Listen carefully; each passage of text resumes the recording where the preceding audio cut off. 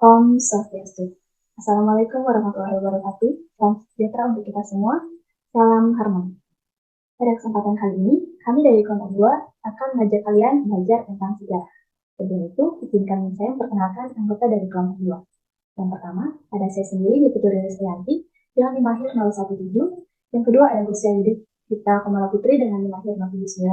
Yang ketiga, ada Ibu Dimas Jaruminarta dengan NIM akhir 083. Dan yang terakhir ada Ibu Tiara Tristayanti dengan NIM akhir 004. Nah, pada kesempatan kali ini, kami akan mengajak kalian belajar tentang sejarah matematika.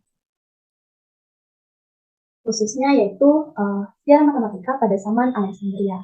Adapun pokok bahasanya yaitu Euclid dan buku-buku elemen of geometry dan tokoh-tokoh besar matematika Alexandria dan akhir keemasan matematika Yunani. Euclid dan buku-buku elemen of geometry ini dibagi lagi menjadi 3 sub bahasan. Yang pertama ada pusat pembelajaran di Museum Alexandria, yang kedua ada kehidupan dan tulisan Euclid, dan yang ketiga ada 13 buku elemen of geometry. Pada kesempatan kali ini, saya akan membahas 2 dari 3. Euclid dan buku-buku elemen of geometry.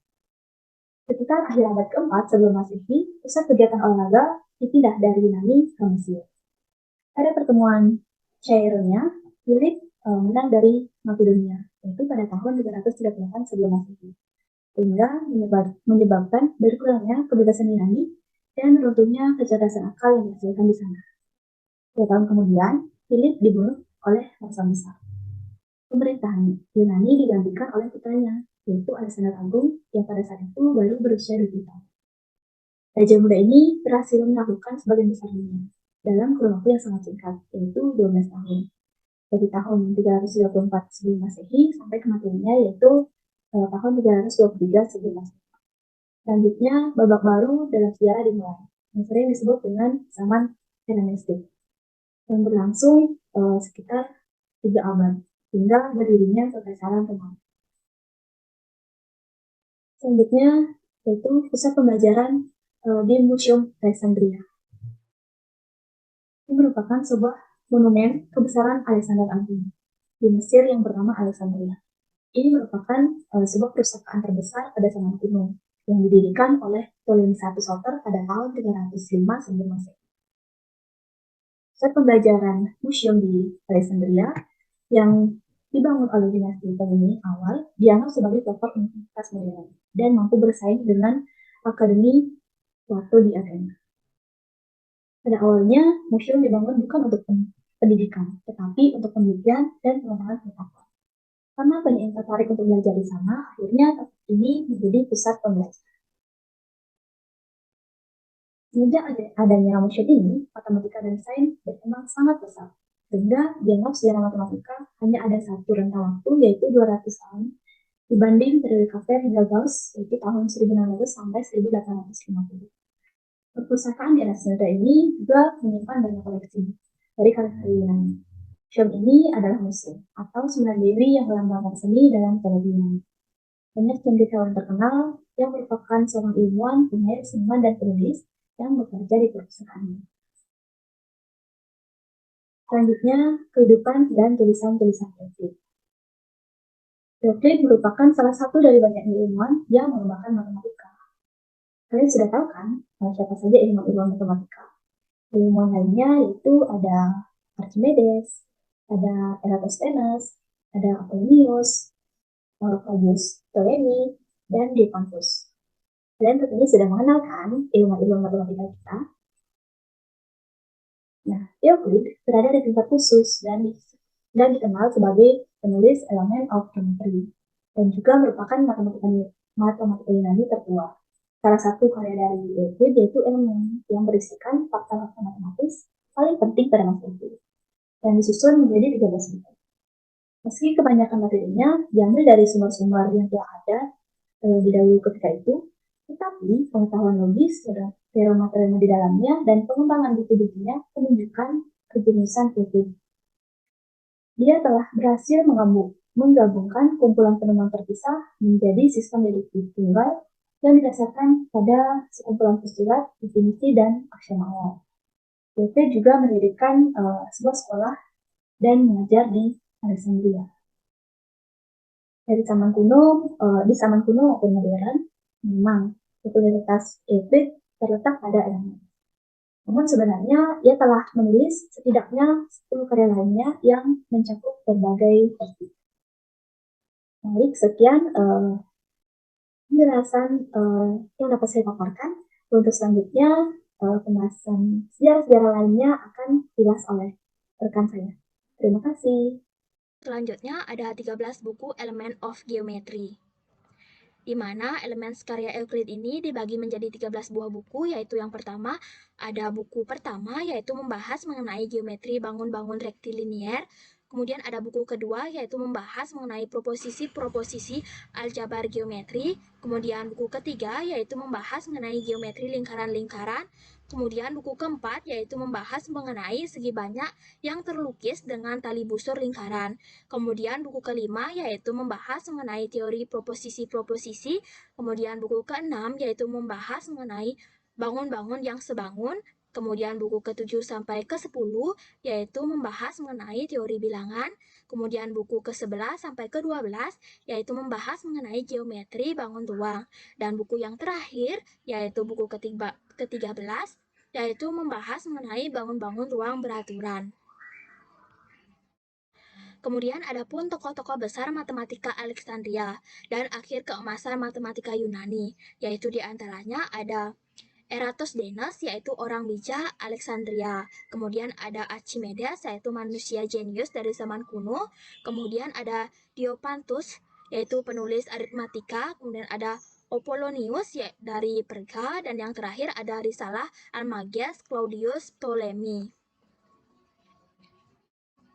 Yang pertama yaitu Eratosthenes, yaitu orang bijak Alexandria, di mana Eratosthenes ini lahir sekitar tahun 276 sebelum Masehi dan wafat sekitar tahun 194 sebelum Masehi, di mana beliau lahir di Cirene dan belajar di Akademi Plato di Athena. Dan saat menginjak usia 30 tahun, beliau diundang ke Alexandria oleh Raja Ptolemy ketiga untuk bekerja sebagai tutor bagi putra mahkotanya dan mendapatkan jabatan sebagai kepala perpustakaan di museum selama 40 tahun.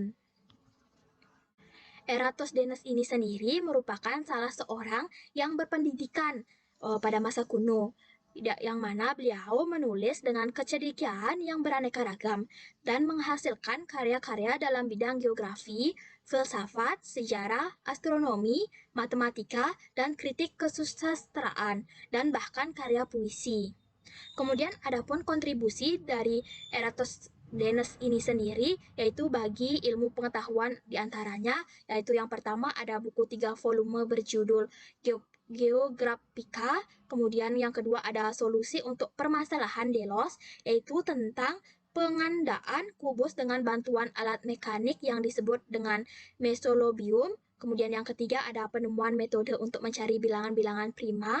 Dan yang terakhir yaitu cara praktis untuk mengestimasi keliling bumi. Baik, sekian pemaparan dari saya. Selanjutnya akan dilanjutkan oleh rekan saya. Baik, terima kasih atas kesempatannya. Perkenalkan nama saya Ibtu Dimas Harta dengan NIM akhir 83. Di sini saya akan melanjutkan presentasi dari rekan saya. Oke, lanjut. Tokoh selanjutnya yaitu Risalah Almages Claudius Ptolemy.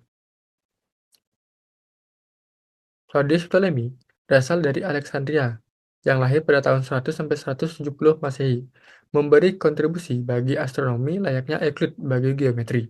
Dengan menggunakan kekuatan hebat, sintesis, dan pemaparan pemikiran jenius sejati, Ptolemy mereduksi karya-karya para pendahulunya menjadi perkara ketertarikan historis yang hanya berpeluang kecil untuk tetap lestari.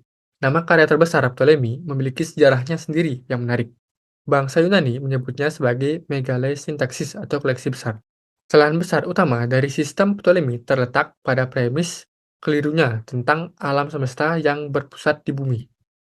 Nah, selanjutnya yaitu ada tokoh yang bernama Archimedes. Dia merupakan seorang manusia jenius dari zaman kuno. Nah, Archimedes lahir sekitar 287 sampai dengan 112 sebelum Masehi. Hidup 1 atau 2 generasi setelah Euclid dan sejaman dengan Eratosthenes. Dia merupakan seorang putra dari astronom Phidias dan lahir di Syracuse. Dia berhubungan secara teratur dengan beberapa ilmuwan di Museum Alexandria, meski menghabiskan sebagian besar masa produktifnya di Syracuse di bawah perlindungan Raja Herion untuk melakukan penelitian dan eksperimen. Dia merancang pertahanan di kota Syracuse selama Perang Punik yang kedua, yaitu pada tahun 218 sampai 201 sebelum Masehi. Dan dikisahkan bahwa dia meninggal terbunuh oleh seorang prajurit pada saat kota itu akhirnya berhasil ditaklukkan oleh bangsa Romawi.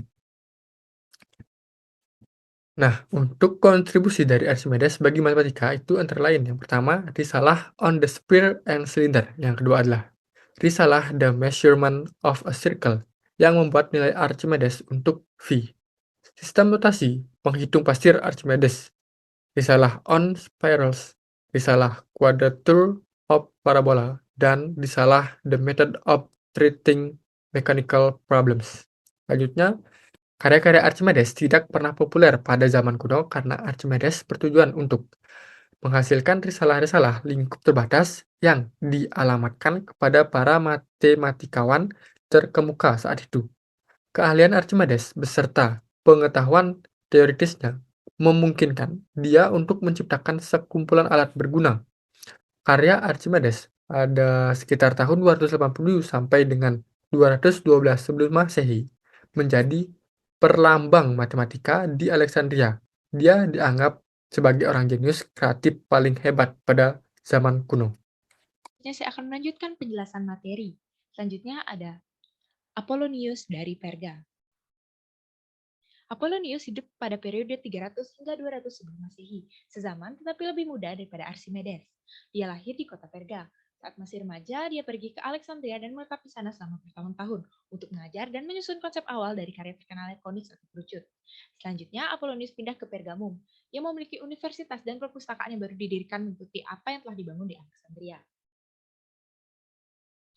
Kontribusi Apollonius bagi ilmu pengetahuan antara lain ada 11 karya matematis, meski hanya 2 yang bertahan, dan dia khususnya terkenal karena konik. Selain itu, dia pun berkontribusi pada bidang optik dan astronomi, terutama teori tentang planet-planet. Apollonius termasyhur karena karyanya koniks atau kerucut.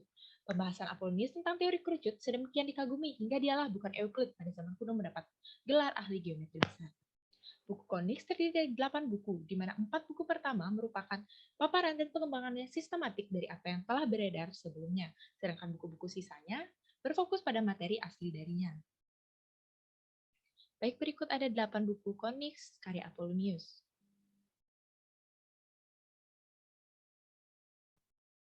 Selanjutnya ada Diopantus, penulis aritmatika. Sejak masa ditemukannya bilangan irasional, matematika Yunani telah berpaling dari pendekatan yang bersifat aritmetik murni. Salah satu akibatnya adalah bahwa semua masalah aljabar dikemas dalam bingkai geometrik yang rancu dan tidak fleksibel. Karya Diopantus, aritmatika suatu risalah paling awal yang dicurahkan bagi aljabar. Adalah satu-satunya aljabar Yunani yang masih terpelihara hingga kini. Dari seluruh tokoh dalam sejarah matematika, tidak ada yang lebih tidak jelas latar belakangnya daripada Diopantus dari Alexandria. Bahkan pada abad keberapa dia hidup tidaklah diketahui. Sampai dengan belakangan ini, bukti paling meyakinkan tentang periode kehidupan Diopantus adalah sebuah surat dari Misal-Selus pada abad ke-11 Masehi, seorang sejarawan Byzantine. Berdasarkan surat tersebut, Anatolius, bishop dari Laodicea, pada masa itu menuliskan sebuah buku tentang metode perhitungan Mesir, yang dia dedikasikan kepada Diopantus. Karya Diopantus, aritmatika pada kenyataannya adalah satu-satunya aljabar Yunani yang masih terpelihara hingga kini. Karya besar yang menjadi sandaran reputasi Diopantus adalah aritmatika, yang dapat dideskripsikan sebagai risalah paling awal yang dicurahkan bagi aljabar. Hanya 6 buku dari 13 buku yang bertahan sampai saat ini, seperti Papyrus Read. Aritmatika adalah sekumpulan masalah-masalah tersendiri. Keseluruhannya 189 beserta solusi-solusi.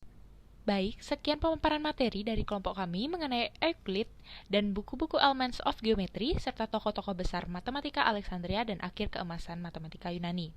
Saya tutup dengan para mesanti. Om Santi Santi Santi Om. Wassalamualaikum warahmatullahi wabarakatuh. Salam sejahtera untuk kita semua. Salam harmoni.